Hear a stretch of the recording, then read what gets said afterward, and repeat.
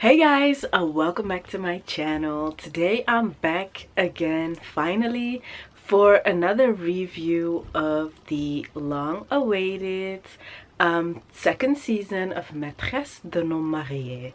And if you haven't seen my other reviews, definitely go to my videos and check what the whole series was about.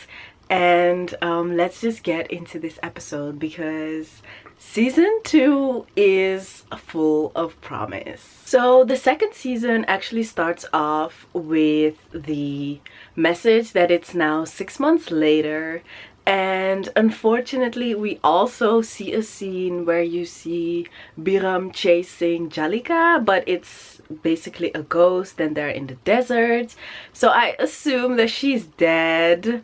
And the next scene is Alala actually talking with Cher, and she actually has an appointment with the doctor so that they can find out the sex of their child. But Cher does not seem to be really interested, and he seems also a bit dismissive because he's like, I don't care what the sex of the child is. The most important thing is that the child is healthy. And of course everybody knows that the most important thing when you are having a baby is that the child is of course healthy. But I don't think this scene was about, you know, the moral of the story, of the moral of having a child. It was more about his lack of interest to know whether or not they're gonna have a boy or a girl. And I thought it was really sad, but yeah, it is what it is. So then you see a little scene about a woman that's in prison, and you see her lawyer, and I assume that the woman in prison is actually Rocky, but I'm not sure because it could have been someone else, but I do think it's Rocky.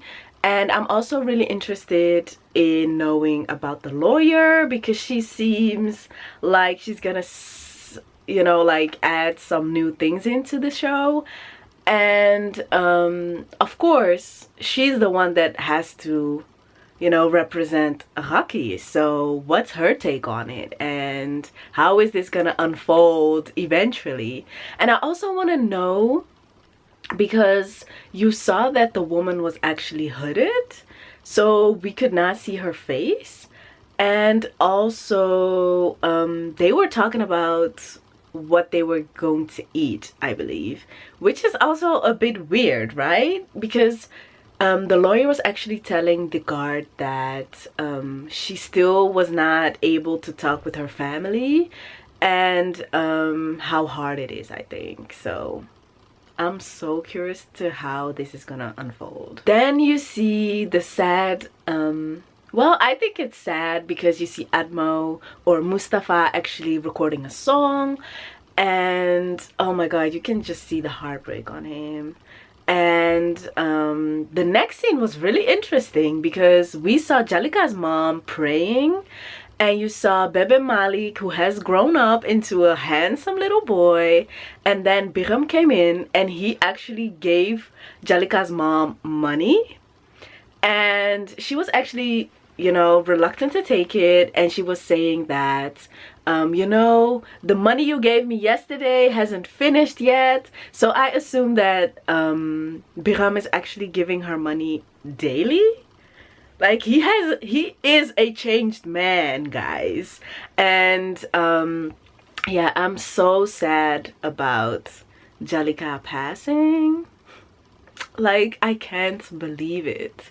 And then the next scene is also Mommy reminiscing, watching the videos of Jalika when, you know, they used to be friends. And then her friend comes in and she actually asked like, oh my god, you really miss her? And she actually doesn't want to talk about it, Mommy. So they just go to their next appointment, which is also a bit sad. But I also want to know how she's actually holding up. And I want to see yeah, how this affected her, and whether or not she has actually been talking to Jalika after they had their big fight. So then Biram and Cher had their little moment, and yeah, I think that Cher was really trying to see whether his brother was holding up and how the children were holding up with their mom passing.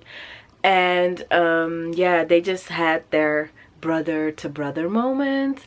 But I also want to know how they actually how the fact that Raki, their newfound half-sister, murdering Jalika's dad, which is their uncle, has affected them, with also Jalika actually passing. So that's also something I want to know and find out with you guys, whether or not it's gonna make sense in the end. So the next scene was with a few new people, and the two girls, they were actually really cute, but they were too long and too distracted by their phones. Like, this generation is a mess, you guys. And yeah, so their dad comes in, he actually sits right in front of them. They don't even look at him, they don't even notice him, they're just hooked on their phones. And then he starts saying that yeah, your mom never listens, and this is the result of your mom never listening. So the one girl that's seated on the couch actually is back talking, and she's like, well, this is the best thing mom has ever done, and you and mom are never home anyway. So I think she was just implying that their parents don't care about them, so they should do whatever, or at least be able to do whatever they want, which is sitting on their phone all day. So the dad, his look in his eyes, I thought he was gonna slap the child. Yes, I thought she was gonna slap the child, that he was gonna slap the child, but he didn't. And he was just explaining to them that, you know, their mom works hard, and then eventually they had to make homework. So I'm really interested in knowing his story, because he looks like a wife beater. So I don't know how this is gonna unfold with him either. But when I saw the scene, I knew that their mom was the lawyer. And yeah, I think it's gonna be really interesting. Also, at the end of that scene with the twins, the other twin is actually warning her sister that, you know, you shouldn't have talked to him that way, because he's gonna take away our phones. So the other sister replies that why would he take away our phones? Our phones are a gift from mom. Dad cannot take it from us. And the other one actually warns her and is like, well, dad, it's dad, he can do whatever he wants. So I think it's a strange family dynamic there. So I would assume that the dad is abusive, or at least has the upper hand in their family. So in the next scene, I am proven right, because the female lawyer is the mom of the twins and the wife of the man, who is their dad. And she and her husband are actually just talking, because the lawyer is talking about, yeah, and I have to defend this woman, and she's so young and she's so pretty, but she did a horrible crime. And it all boils down to the fact that the lawyer is actually representing her, and that there was one case where she represented a woman, and that she learned a lot about that case. And with that case, she knew that she wanted to be a lawyer for women and stand up for women's rights. And the husband is also, he's a bit skeptical, because he's talking about how you know, people make wrong choices, but it's their responsibility. But then his wife is also countering that by saying that, you know, every good person can actually make just one wrong mistake or one wrong decision that can, you know, put your whole life on blast, or, you know, in prison. So she is reflecting that back to actually their own daughters, that she wants them to always remember that, you know, people can make mistakes that put them in situations that they would not have anticipated. And he is countering that by saying that, no, you cannot say that, our daughters will never do that. And also that it's their responsibility to actually make sure that they make the right decisions in their lives, and that for now that they're young, their parents should be making all the decisions for them. So what I took away from that is that the father is a bit controlling. He might be abusive, but we'll find out. I think that the scene was actually really important because the woman was not saying that their daughters would get themselves in prison or kill someone or something like that, but she was just open to the possibility that this can happen to anyone. You can just make one wrong decision that ends up being the worst decision of your life, while the men looked at it as more personal, like that he as a parent would have been a failure as to if that would happen to one of his daughters. But that's not what she was getting at, and I thought it was really, really important, but also really like giving a new shining a new light on like a normal problem. Is with Amsa and Marem's mom, and I think it's really sad because Marem's mom cannot even make the difference whether it's Marem or not, so she doesn't even notice that it's Amsa.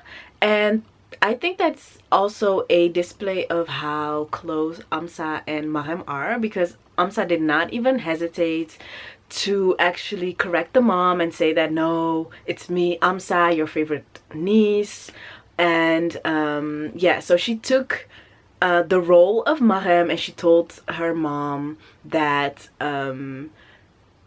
she went away because she was on a business trip and she knows how it goes, but now she's actually here with her mom and she will never let her go. So I think that was really beautiful, but the question remains, where is Marem? Marem, yo, phoneke? Ah, I want to know. Marem, where are you? So there was one scene where Lala was actually waiting for Cher, and this was the appointment where they would find out the sex of their child.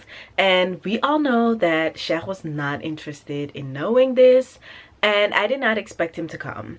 So when Lala was actually given another 5 minutes to wait for her husband by the doctor, and she called him and there was no response, I thought it was really sad. But she went into the doctor's office, and I actually thought that she would just do the appointment without him, but unfortunately she didn't.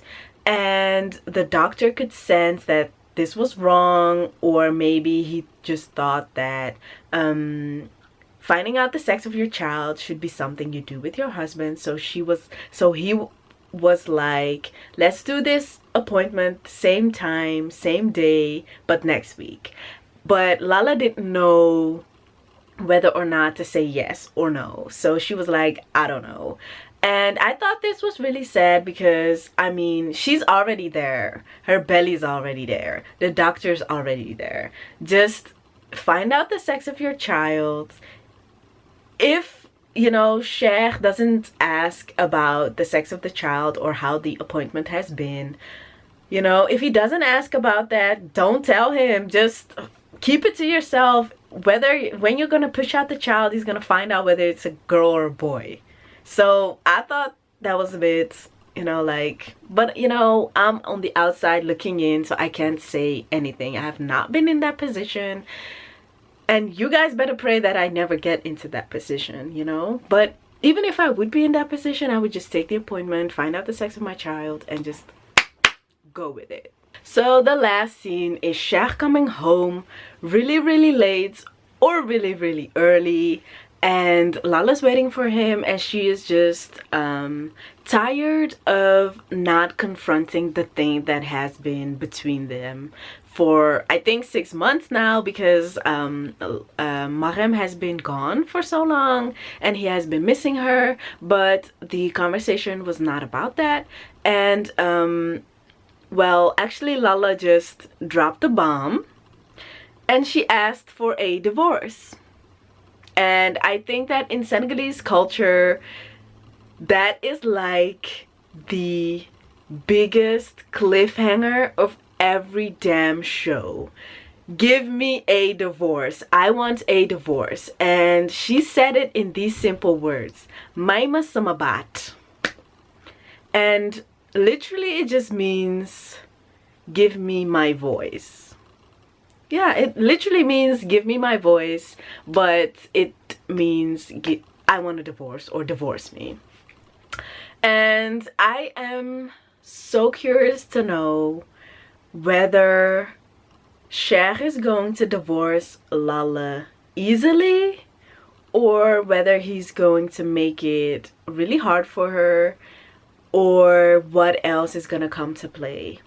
And I think that for a Senegalese man to hear these words is really like ego crushing, because I think, yeah, that's what I think.